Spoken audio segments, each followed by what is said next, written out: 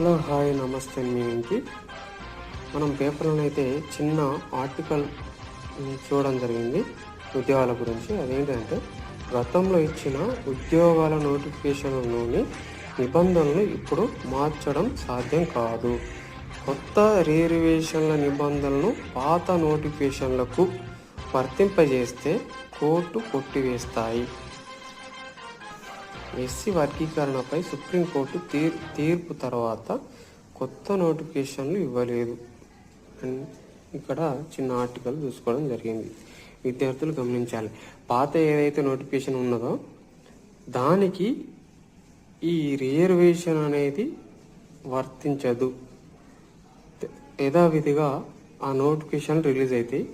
మళ్ళీ ఎస్సీ వర్గీకరణ ఏదైతే జరుగుతుందో దానికి తర్వాత ఏదైతే కొత్త నోటిఫికేషన్ పడుతుందో దానికి మాత్రమే